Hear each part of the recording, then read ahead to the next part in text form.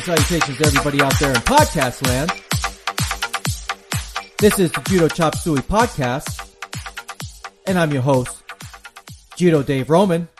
It's great to be back behind the microphone again after another long layoff, this time for Independence Day, which is the day that we all celebrate our nation's birthday. It's our 241st birthday, if I recall that correctly. I had a great time celebrating America's birthday with plenty of hamburgers and hot dogs and beer and family and friends. It was just a really great time. But of course, for me, I take Independence Day very seriously. I'm a proud American. I love this country. And I do also take time in my own way to remember all the people back in the Revolutionary War, both on the British side and the American side.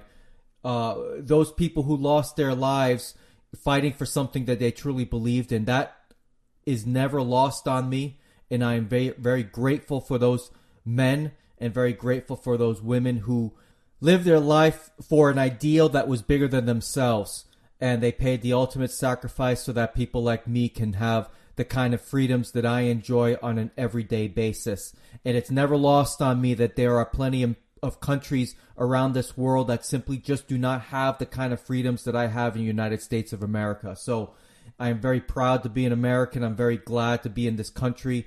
And while there are issues in this country that are very serious, that need to be resolved and tackled and problems to be dealt with, there's still no other place in the world that I would rather be than in the United States of America. So happy birthday, America. Anyway, on this episode of the Judo Chop Suey podcast, I'm going to be initiating a conversation on Kata, believe it or not. It's a topic that I've been wanting to touch for a very long time, and I think it's long overdue.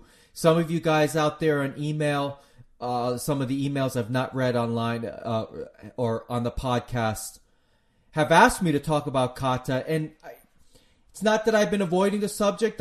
There's just been other topics that I've wanted to get to ahead of time, but it doesn't mean that I was ignoring Kata. Not that at all. So I'm going to dedicate this episode to talking, well, not a dedication, but I'm going to talk about Kata and try and approach this in a serious manner, give you guys what I think of Kata and some of the perceptions that are out there and what some of the greats in judo history have talked about Kata and its importance. I'm also going to break down a little bit of the Hohhot Grand Prix, which is a tournament that took place last week. Now, admittedly, I did not watch this tournament. I just was busy with 4th of July related stuff and having a day off and yard work and getting new tenants into my home and yada, yada, yada. There just was not a lot of time for me to watch this tournament. So I'm still going to break down who won gold, who showed up, who didn't show up. But this was the last event heading into the World Championship. So I want to talk a little bit about this event, even though I didn't watch the entire thing. There are some key matches that I want to get into and such. But I want to talk a little bit about that and going into the World Championships, who I think some of the favorites are. And it's no secret who I think one definite favorite is. But before I get into any of that, there's a couple of things I want to talk about. First, the housekeeping type stuff. Guys, I watched Spider-Man Homecoming yesterday. That movie's awesome. And it is by far the best Spider-Man movie to date. And of all the comic book movies, of all the comic book characters, Spider-Man has always been my favorite. It's been my favorite ever since I saw Spider-Man on the Electric Company kids show back in like 1979, 1980. I mean, I was a little kid, but I actually remember that. And I used to love Spider-Man and the Electric Company. I used to watch the Spider-Man cartoons. I used to watch the reruns of the old Spider-Man cartoons. And by Spider-Man cartoons, they had the ones that came out in the late 80s, early 90s. And there was Spider-Man and There's Amazing Friends. And then there was a one from like the 1960s where the artwork was terrible. So of all the comic book characters, I've been a huge Spider-Man nut. And anytime a Spider-Man movie comes out, I look at it with a very, very critical eye. Because I thought Tobey Maguire's Spider-Man was really good, but I had problems with the way that Sam Raimi was directed those movies. And there were things, Spider-Man 3, I did not like at all. Up to this point, the Andrew Garfield ones, there were things I liked about it, but as a whole, I didn't think they were all that good.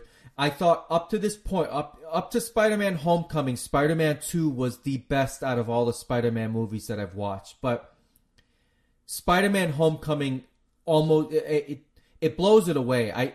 I know those are strong words, and maybe this is a little bit of recency bias, but Spider-Man Homecoming was everything that I hoped that this movie would be. I had concerns going into it because of the trailer, because the trailer really gave away a lot of what the story was going to be about, who the villain was, but they were nice surprises. And I'm not going to give you details because I don't want to spoil the movie for you guys, but there were lots of cameos. There were, maybe not lots of cameos, but there was a villain in the movie that I did not expect, and the way that they intertwined this villain in the story was really good. I thought they did a great job. Michael Keaton as the Vulture, I thought was fantastic, and I got a little chuckle that they picked Keaton to play this character because he was in this movie a couple of years ago called Birdman, which Birdman is definitely in my top 10 of movies of all time. If you've not watched Birdman, you got to watch Birdman. It's really, really phenomenal. And for those of you who have watched Birdman, I'm curious what you guys think of the ending, because somebody told me that they think that the character actually died at the end. I don't think so. I want to say that he really, in the movie, he really was Birdman, and that wasn't just some kind of like pre-death vision or something like that. But anyway, I probably just spoiled the movie for some of you guys. I'm sorry. I can't help myself. But Keaton as the Vulture in this movie was great. The action was fantastic. The way they intertwined the Avengers in this movie, making it an official part of the Marvel Cinematic Universe, was great. This was just so much better than I would have ever hoped for, and I highly suggest you watch it. There are 2 bonus scenes at the end of this movie. One is right toward the end of the credits, or right in the beginning of the credits, and then toward the very end there's another one. But it's not, the one at the very end is more of a gag. It's not really important in the grander scheme of the Marvel Cinematic Universe storyline as such. So I'm really looking forward to seeing Tom Holland continue in this role. I thought he did a better job than Tobey Maguire. I thought he did a better job than Andrew Garfield. He was the best Peter Parker. He was the best Spider-Man. I just thought having him as a kid in high school and making that story a part of the movie instead of showing him after high school, I think that was really important. And it was just, this movie was just so much fun. It was great. And of course, me being from New York City originally, there's a lot of sites there, especially Queens. There's a lot of sites there that I recognize. I was like, oh, look at that. It's my old home. But anyway, highly recommend you watch Spider-Man Homecoming. If you haven't seen it yet, take time to watch it. You will not be disappointed. Now, speaking about things that you should take time to watch, I highly recommend that you check out my friends Nick and Cy Collier on the Nick and Cy Show on YouTube. Nick and Cy Collier have come up with a instructional video called Everything About Arm Spins. And this is a video that goes into great detail about the arm spin. For those who may not be aware, the arm spin is Yoko Wakari. And I've taken a look at this video, and as I've said it before, I'm going to say it again. I am very, very impressed with Nick and Cy's explanation of the arm spin, because they show the technique in a variety of situations from certain grips, and they explain what makes this throw succeed versus what makes this throw fail. And I got to tell you, the level of detail and explanation in these videos are fantastic. But, don't take my word for it. Go listen to what Dan Camarillo said about Everything About Arm Spins. The instruction was very technical, precise, and they shared a lot of knowledge. I like how they taught numerous ways to execute the same throw. But not only that, they showed counters from standing and on the ground. They also showed some amazing transitions into submissions. I highly recommend this instructional. These are very talented kids. Now, Dan Camarillo is recommending this video. Dr. Roddy Ferguson recommended this video, and I am recommending this video. If you want to improve your Yoko Wakari, if you want to improve your arm spin for gi and no gi situations, I highly suggest you take a look at Nick and Sai's Everything About Arm Spins video. It's well worth the price, which is $2.99 for a 3-day rental or $4.99 if you want to purchase the video or the part of the video outright. The audio and video quality is excellent, and as I've already stated, the details are fantastic. You can check out this video and other videos by Nick and Sai at www.youtube.com/Nick and Sai. That's NIKANDSI. Go check them out and let them know that you heard this advertisement from me. All right, on to some judo-related stuff, but I'm not going to get to the kata stuff right now.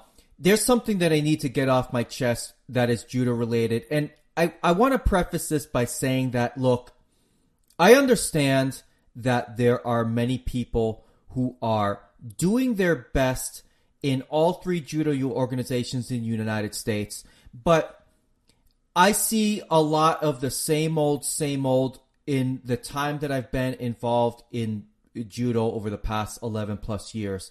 I see a lot of the same old, and somebody's got to say something, and hell, it may as well be me.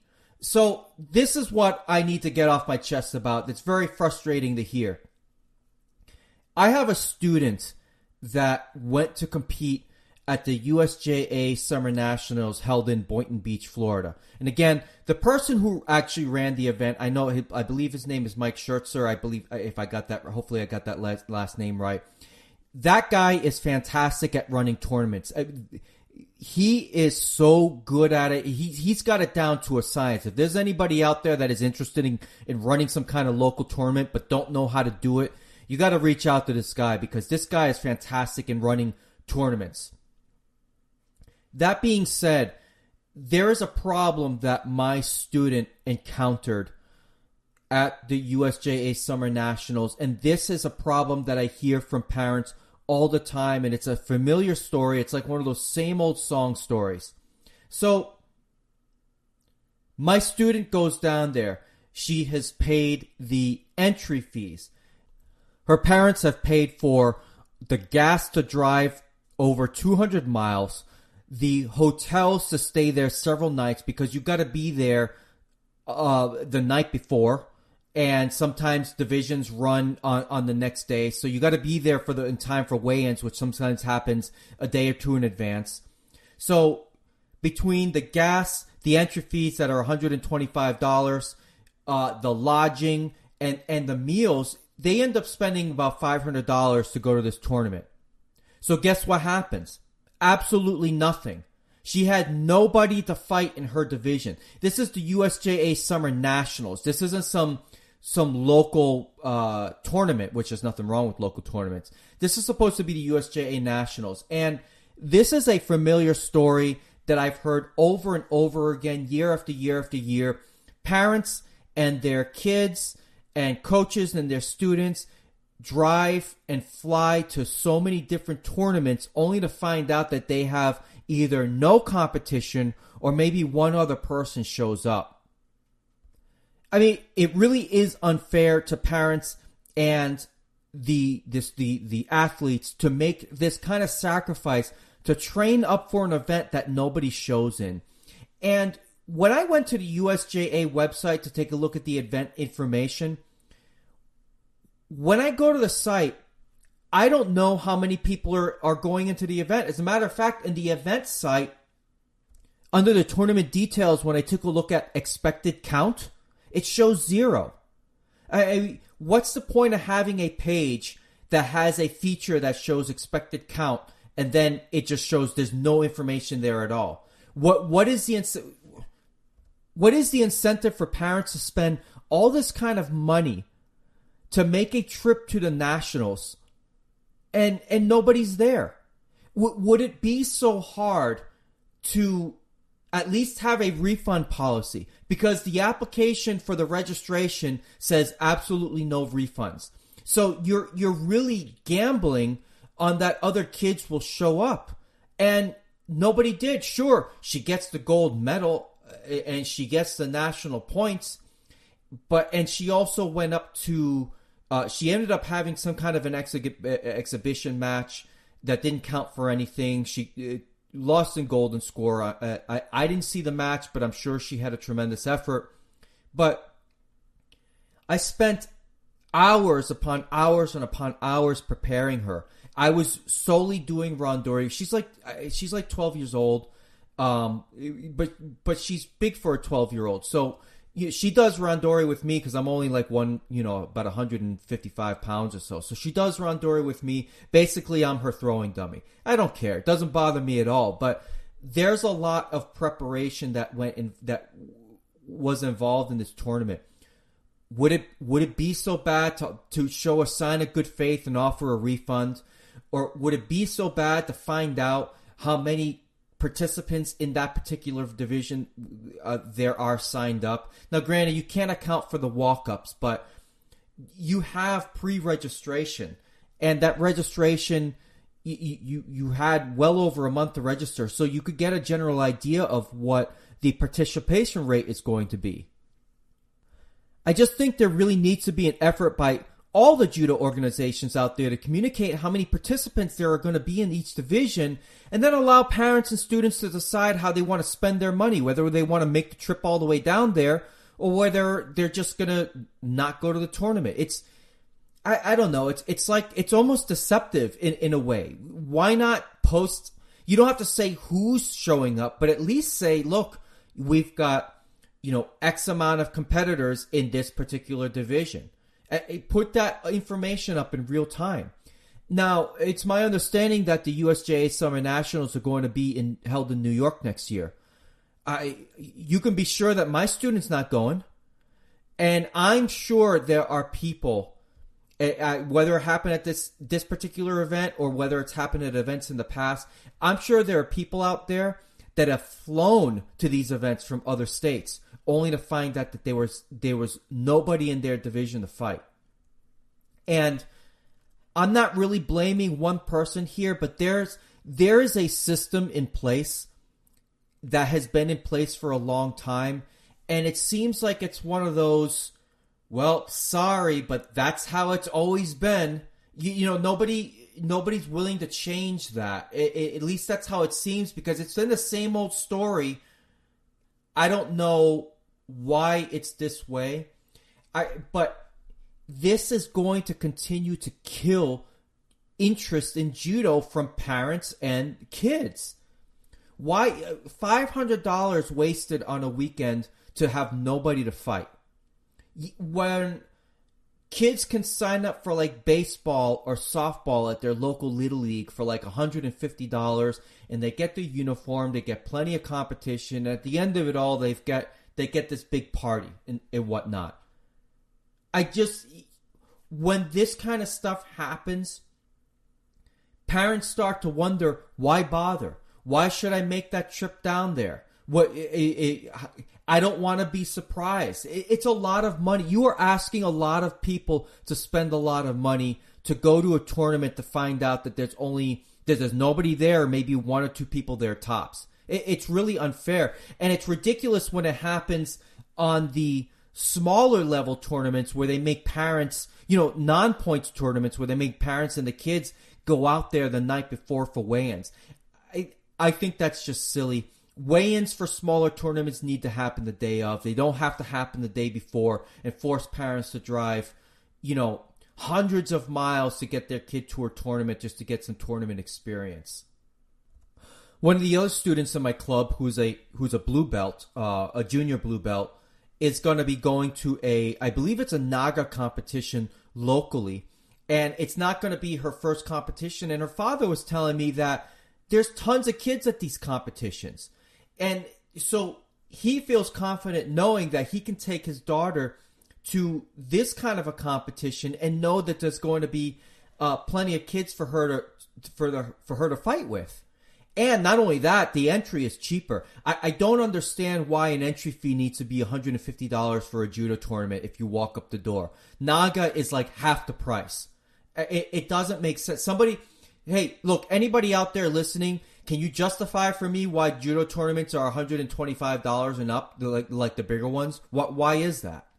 And maybe while you're at it, if you can justify to me why you have a no refund policy, or why you can't let parents know whether or not they're going to have people to fight with.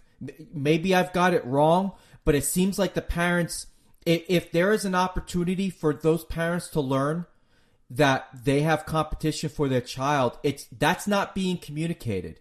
And again, I'm not blaming any one person. It's just a system in place. I just don't understand it. It's the same problems happen year after year after year. Nobody's willing to be like, hey, maybe we should do something different. Seems like nobody wants to do that. Yeah, look, again, I could be way wrong on that, so I'm not calling out anybody in particular. It's just, if it's happened, I just know it happens every year. And I don't know why you can't just put up, hey, there's 5 kids in this division.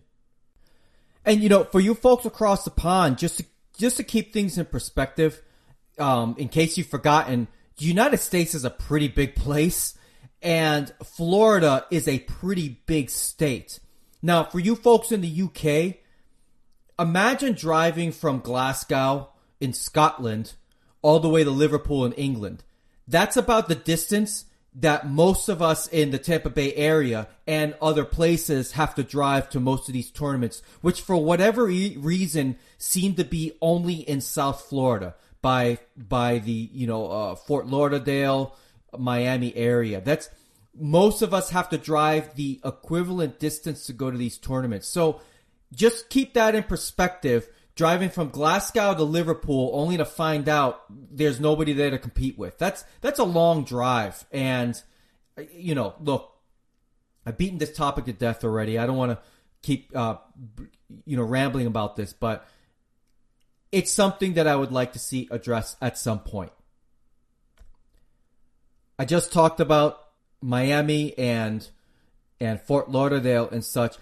I will be at the U.S. Open on the first day, which is Thursday, to take the coaching seminar. Now, for any of you out there who want to introduce themselves or give me a piece of your mind or anything like that, feel free to find me and come up to me and say hello if you can recognize me. And if you recognize me, you know what? The first person who comes up to me and say, hey, you're Judo Dave from the Judo Dave Judo Chop Suey podcast, I will give you an official JudoInside.com water bottle. I've got 2 left to give away. If you recognize me, I will give you one. And not only that, I plan on keeping it in my car, but I plan on bringing my microphones and headset and my laptop. So in the event any of you want to do or are willing to do an impromptu interview with me, I am willing to record that interview and put you on the podcast as well. Moving along, I'd like to start a conversation about kata. And by kata, I'm specifically talking about judo kata. I know martial arts, a lot of Japanese martial arts have kata in them, but I want to talk specifically about judo kata because, well, this is the Judo Chop Suey podcast and not Karate Chop or some other type of podcast out there. There probably is a podcast out there called Karate Chop. Anyway, I'd like to talk about kata, what it is, what it isn't, in my opinion, and whether or not it's beneficial. And I want to say I'm starting the conversation on kata because this will not be the only time I talk about kata on the podcast. It's been long overdue for me, and I almost feel like I need the need to apologize to all of the listeners out there, all of you who have been waiting to talk for me to talk about this kind of subject, because it's, look, the formal practice of kata, I admit, is not something that I have done a lot of. And because of that, personally speaking, I feel like I've missed out on a lot. Kata is supposed to be a teaching tool. It's supposed to be a training tool. And it's supposed to be a training tool for beginners. Jigoro Kano once wrote that learning kata is similar to learning the grammar for the study of writing, and randori practice is similar to the practice of the writing itself. In other words, in order to write a composition, a grasp of grammar is needed. Thus, in order to perform randori well, knowledge of kata is necessary. And yet, no matter how well one has mastered grammar, it does not presuppose that one can write fine literature. On the other hand, if one knows only a smattering of grammar, one cannot write well at all. Kano goes on to state that the drawback, however, is that by constantly practicing kata only, one would be dumbfounded if one's adversary unexpectedly attacked one with an unfamiliar technique. Therefore, no matter how one was attacked, for both attacker and defender, the outcome would be a fight. I therefore decided to carry out studies on both kata and randori. So when we talk about kata, what do we think about? Do we think about the ceremony of it? Do we think that it's out of date or out of touch with modern training techniques? Or is it still a vital tool for learning judo today? I'm of the opinion it's a vital tool. Now, granted, I just said that I have not had much formal kata practice in the way of nage no kata or katame no kata, for example. And what I mean by formal practice, throughout my time in judo, the clubs that I've been at, we've never set aside a day of the week or a session specifically for kata training. And I mean, I've done nage no kata. I don't think I could do nage no kata flawlessly today. I would probably make a ton of mistakes. But because I don't regularly practice nage no kata, for example, it doesn't mean that I don't use the kata as part of my training.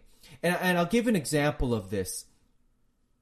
Sasai Sakuri Komiyashi is a throw that I have a lot of difficulty with, or I've had a lot of difficulty with. And from a standard sleeve lapel grip, I have trouble doing that throw from a static position. I for whatever reason, I can do it if I take more competition style grips, like say around the shoulder, grabbing the back shoulder, and then you know, taking the sleeve lapel and driving that upward. I can do that statically, but when it comes to the standard sleeve lapel grip, I cannot do it statically. So when I want to practice the standard sleeve lapel grip and doing Sasai Suri Komiyashi, I always go to the kata. When I taught the class about maybe 2 months ago, I taught the kids Sasai Suri Komiyashi. I went to the kata. And I think when it comes to training judo, for all the people out there, and I've not met them personally, but I see them online that people say kata's a waste of time and things like that. Everybody does kata in judo. And they might not even know it, but everybody does kata. What is kata again? Well, to some, it's some kind of ceremonious thing, but ultimately it's a choreographed way of moving to learn how a judo throw works or a technique works. Because katame no kata is groundwork.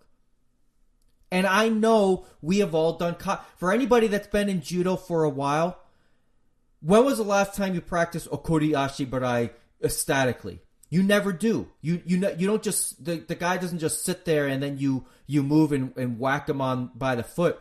You always are taught the 3-step motion. Well, gosh, where is that from? Nage no kata, right? I think everybody practices kata in their own way. And I think for beginners, and I'm just speaking for myself here, I went a lot of time, with the exception of my first club, where we did practice Nagi no Kata with some regularity, not maybe like once a month we did it. And of course, every time I practiced Nagi no Kata, I was paired with a guy that was like 230 pounds. And here I am, at the time I was like 145. I'm like, are you kidding me? I've got to do Kataguruma with this guy. So that was an adventure as a white belt. But regardless, for me, the jump was learning throws statically and then doing randori.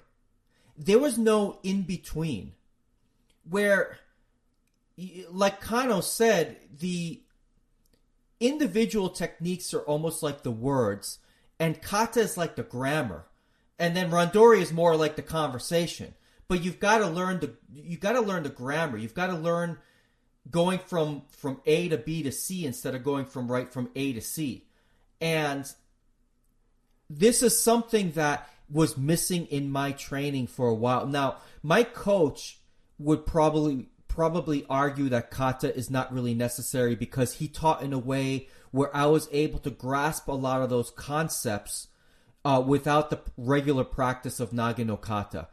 That being said, I do think I missed a lot without that kind of regular practice, starting with regularly practicing throws both left and right-sided. I came up through competition schools, so I was always more worried about my dominant side. Now, I can do most of the throws that I can demonstrate them both left and right. In order for me to do Uchimata left-sided, I got to go back to the kata. I can't do Uchimata very well on my left side. And speaking of Uchimata, it took me years, probably about 4 or 5 years, to develop an Uchimata that I felt comfortable with. But I wonder if I spent the time really practicing the Nage no Kata version of Uchimata, I think that throw would have come along a lot faster for me.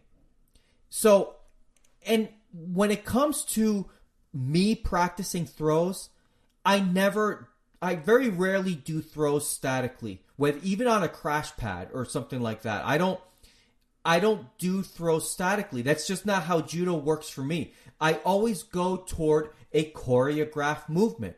And I'm sure many people out there who may not practice kata regularly do choreographed movements. So in essence, you are doing kata. A lot of clubs just call it drills. And I think beginners could really, really benefit from, before doing randori, they start doing kata. They don't have to learn the entire Nage no Kata, but perhaps when it comes to Ippon Seianagi, okay, maybe not practice the attack and then capture the arm and throw the person, but when it comes to Ippon Seianagi, have them do it from a choreographed movement. It's how I have the kids do really a lot of throws, because I think throws become easier once you're actually moving in a choreographed way, and that's where kata comes in for me.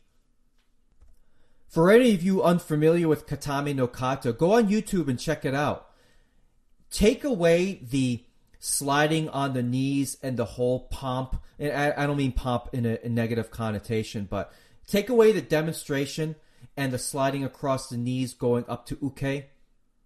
Everybody has done Katame no Kata in one way, shape, or form if you've been around judo long enough.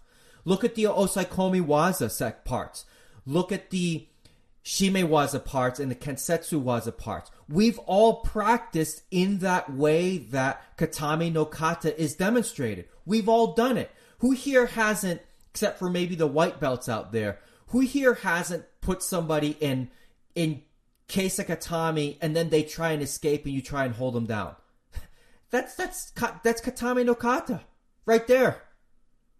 I know in some clubs there is an anti-kata bias, and they don't do it deliberately, but they're just so focused on competitions that when it comes to the beginners, they're just doing what the advanced students are doing, at least in a lot of the competition clubs that I've been a part of, where it might be beneficial if you had an instructor set those beginners aside and had them doing kata before getting thrown into randori.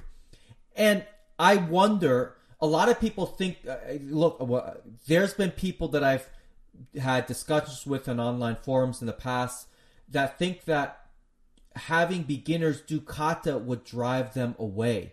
And I really don't believe that is the case. Not unless you make them do all the bowing ceremonies and things like that and make that the focus of the kata. Maybe that might turn off a lot of people initially, but in terms of the choreographed movements that ends in a technique, I think in terms of kata in that way, where you pair that beginner with an uke who knows what they're doing and knows how to take a fall, I think that would be a valuable learning tool for beginners. To even put it in another way, some of you are familiar with a fellow by the name of Don Draeger. He passed away over 30 years ago, but he's one of the really almost like one of the founding fathers of Japanese martial arts in the United States, in a way. If you're not familiar with him, you can go look him up. I'm sure most of you who's been around a while have heard of Don Draeger. Anyway, he once wrote the following. He said, "When speaking of the prearranged nature of kata, I found something in Jigoro Kano's technical notes which was a bombshell to me. At least I thought it until I thought it out. I pass it on to you. How many times have you heard a judoist say, 'Kata, nah, never use it for training. I'm a believer in uchikomi as the best way to learn a technique.' Here's the quote-unquote bombshell. In the founder's mind, uchikomi is kata. Think about it. In uchikomi, we have nothing more than a prearranged method of working with our uke. We repeat certain actions against his more or less cooperative self. We both know what is going to happen." And so that's a quote by Don Draeger talking about kata. And he stated, because Don Draeger was somebody who did a lot of studying of various Japanese martial arts, including judo. I'm sure he knew Japanese. I'm sure he read Kano's writings. So he got that from Kano himself. And I'm gonna link these items, the sources of some of these things that I've read, because that's only fair. I didn't have to do a whole bunch of research for these particular quotes, but I want to be very clear on where I'm getting them and give those people credit. But there you go. According to Kano, uchikomi is kata. So I know we've all done kata in one way, shape, or form. Even if a guy's like, and I'm not calling anybody out, but at Jimmy Pedro's club, they probably don't do regular practice of nage no kata or katame no kata, but they definitely do kata, no question about it. And I'll even take it a step further. Brazilian Jiu-Jitsu has kata. They just call it drills. And granted, there may not be this deeper sense of mutual welfare and benefit in a lot of the teachings of Jigoro Kano as part of their sport, but Jiu-Jitsu guys do drills all the time. Repetitive drills with cooperative partners moving in a prearranged motion. They do it all the time, and that's how they get better at their transitions to positions and sweeps and things like that. That's what they do.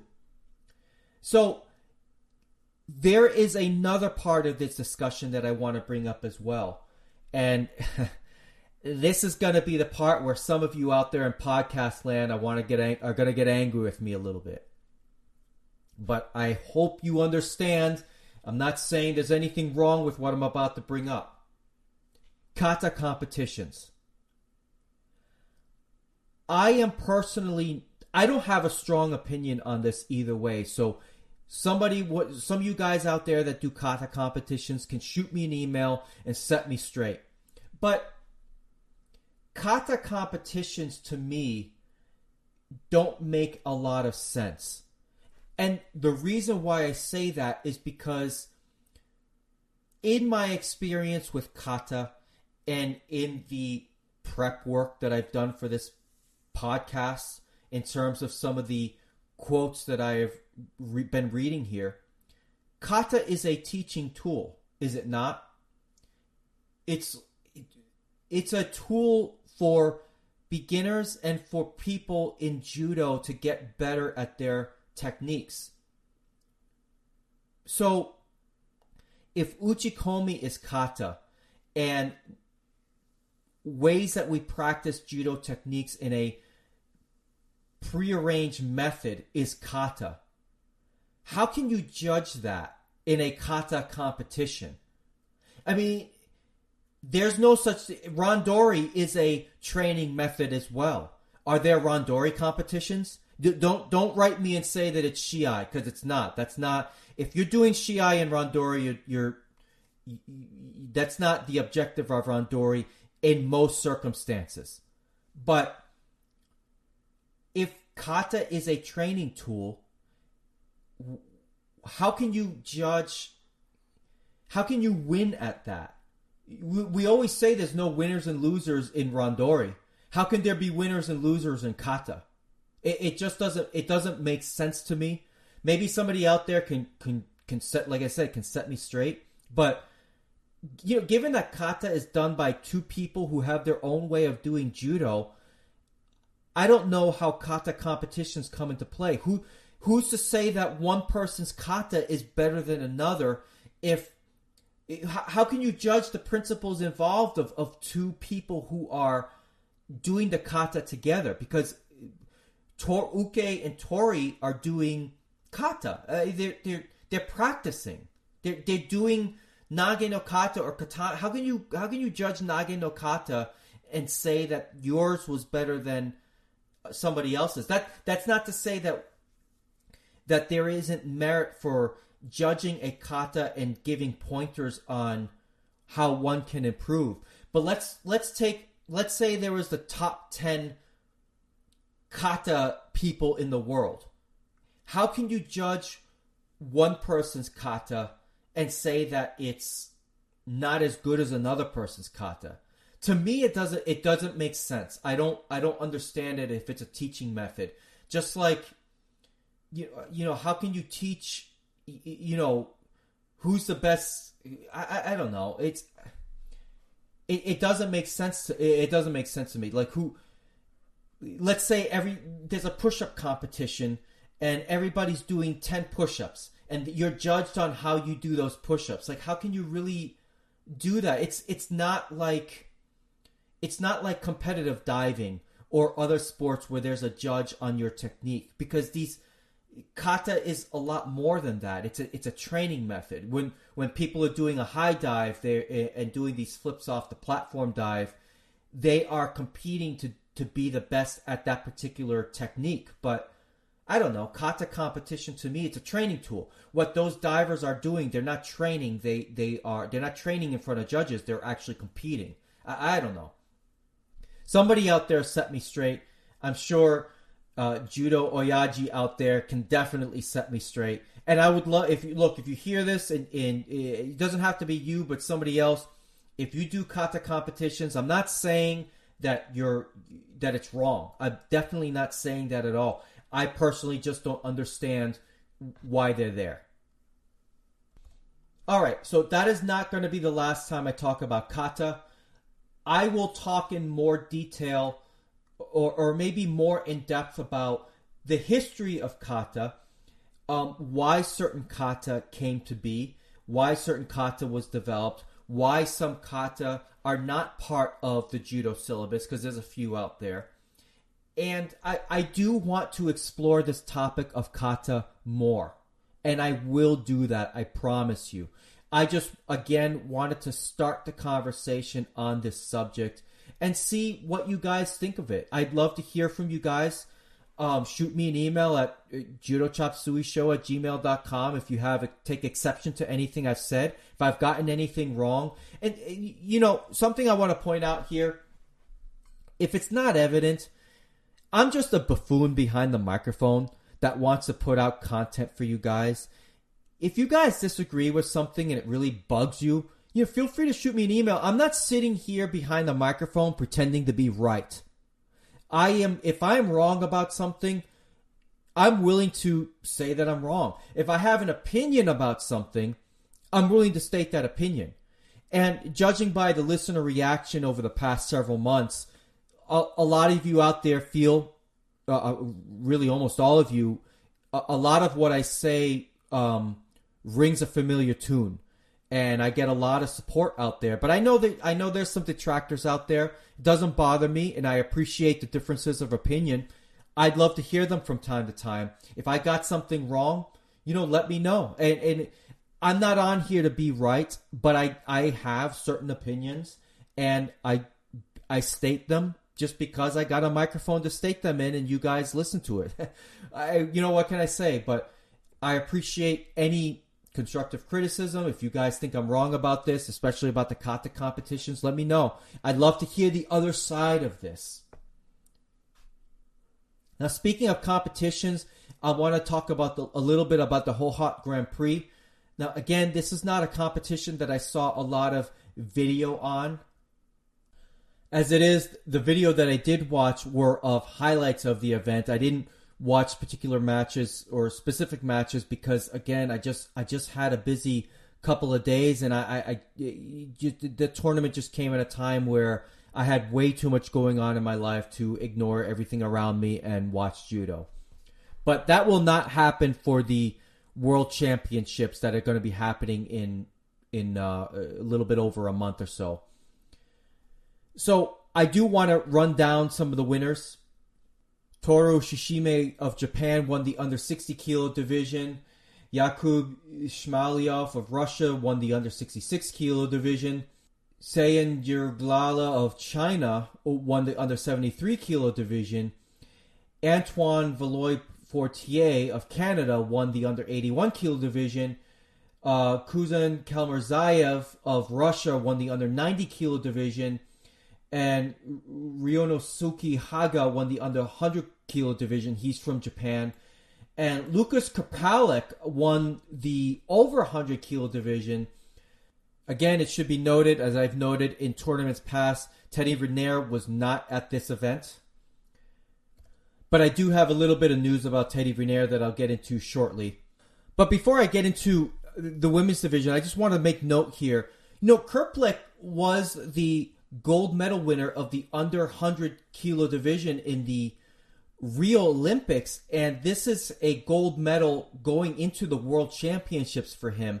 So this is setting up nicely. If he manages to get all the way to the finals in the World Championships, that he has a chance. We have a chance to see an all gold medal final in the over 100 kilo division at the World Championships. Now that is assuming Teddy Riner actually makes it to the finals. We shouldn't assume that he's going to get there, but it makes for an interesting situation that Krpalik has been on the rise here, and Teddy Riner has been a fixture at the top of that division for 8 years. So we may see an all gold medal final, which would be really, really interesting to see for me. But like I said, they got to actually get to the final first.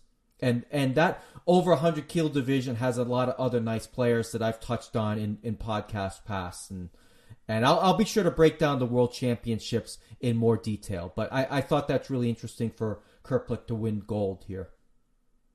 I'd like to move on to the women's division and their winners. In the under 48 kilo division, the gold medal was won by Yujeong Kang of South Korea. In the under 52 kilo division, Song Sim Rim of North Korea won gold. Now, that's really interesting. Is that North Korea's first gold medal in an IJF event? I really don't know. I'm going to have to look that up. Moving on to the under 57 division, the gold medal was won by Momo Tamaoki of Japan. The under 63 kilo division was won by Miku Tashiro of Japan. Japan had a nice showing in this tournament. In the under 70 kilo division, Neiko Maeda of Japan won that division. In the under 78 kilo division, you had Bernadette Graf of Austria win that. And the over 78 kilo division, Jin Mi Han of South Korea won gold.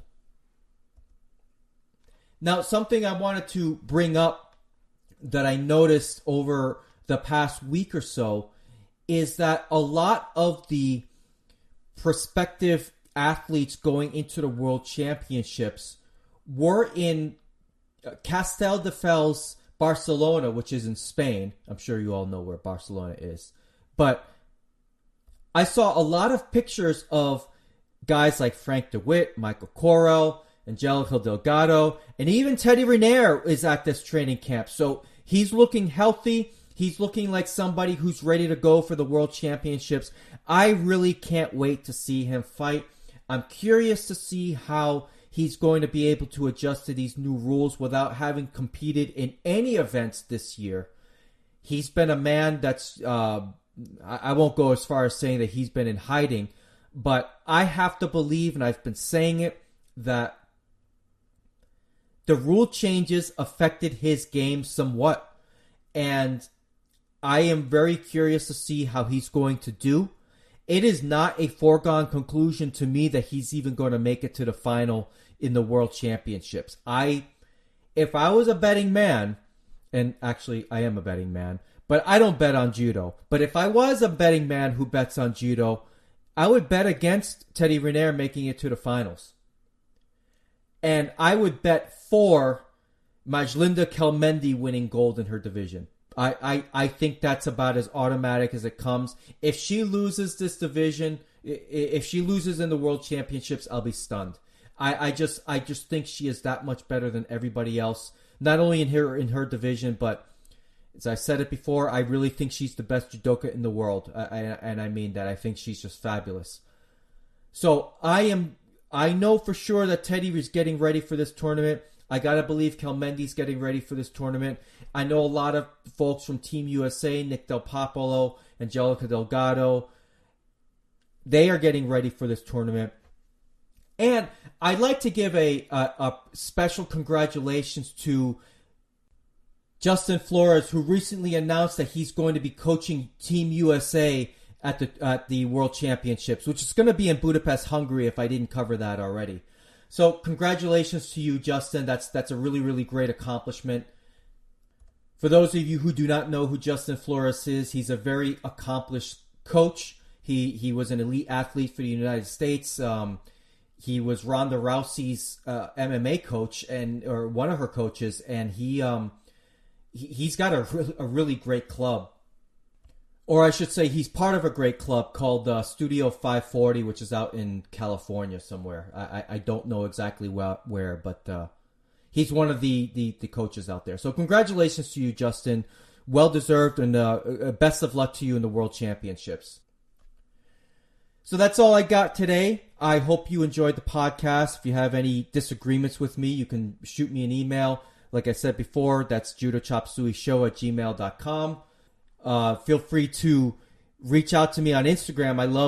I love getting new followers on Instagram because I follow you back. If you let me know that if you follow me on Instagram and you let me know that you heard about it from the podcast, or if I check you out and I see that you do judo, that's an Insta follow from me.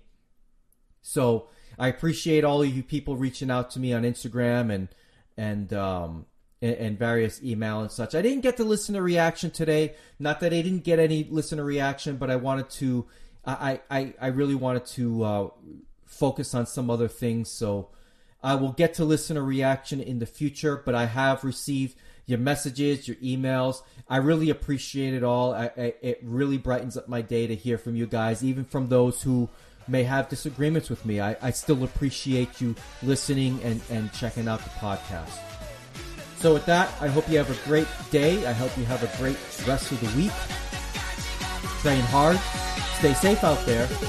And until next time, I'm out. Oppan Gangnam Style. Gangnam Style. Oppan Gangnam Style. Gangnam Style.